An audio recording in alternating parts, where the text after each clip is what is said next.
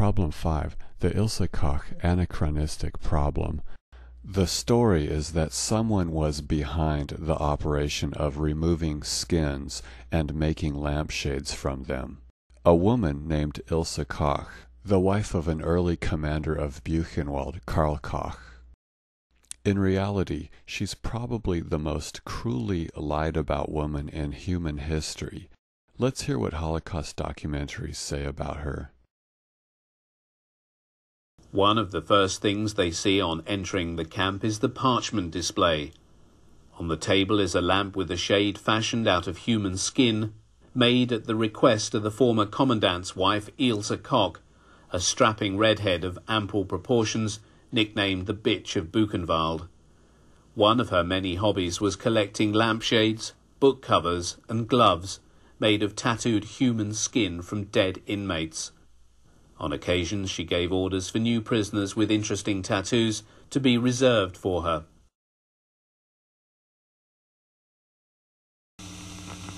One of the first things that the German civilians see as they reach the interior of the camp is the parchment display. On a table for all to gaze upon is a lampshade made of human skin, made at the request of an SS officer's wife.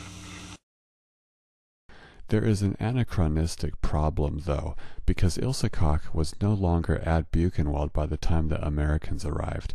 She hadn't been there for nearly 2 years.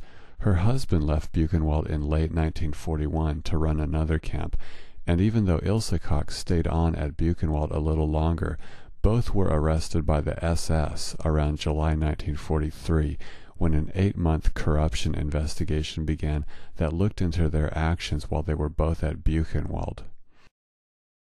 The SS investigator who also acted as judge was named Konrad Morgen. He testified about his time at Buchenwald when he took the stand at the Nuremberg trial. He told the court how he temporarily moved to the nearby city of Weimar while his staff lived in the Buchenwald camp itself.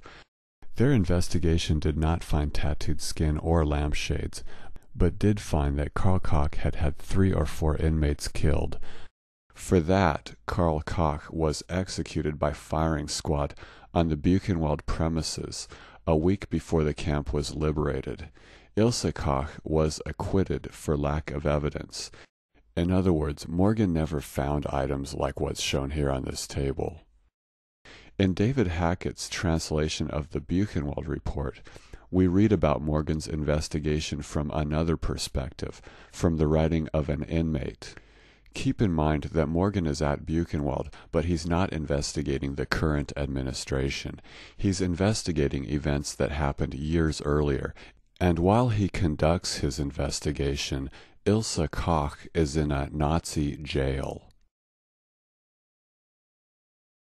I was called by Dr. Morgen, who led the investigation, to make a deposition as a witness. Of course, I avoided all damaging testimony because I knew that otherwise I myself could be condemned to death. In particular, I was asked whether Frau Koch had satisfied her perverse desires with me. What's amazing about this passage is that an SS judge is going around a concentration camp interviewing inmates about the conduct of a previous camp administration. And it's not a sham investigation because the former commander of the camp will be executed as a result of it.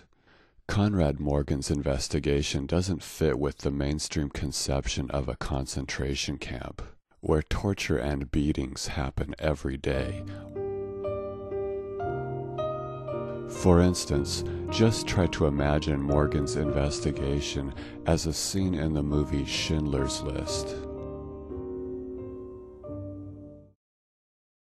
But for us, that's not the point. The point is that one can surmise that the current Buchenwald administration, watching Morgen's investigation take place, watching his investigators going around talking to inmates, would have had the impetus to run the camp by the book. The commander who replaced Karl Koch, Hermann Pister, was never accused by the inmates or Americans of shrinking heads or doing anything with tattooed human skin, and he ran the camp from January 1942 on. One can even find examples of inmates saying good things about him.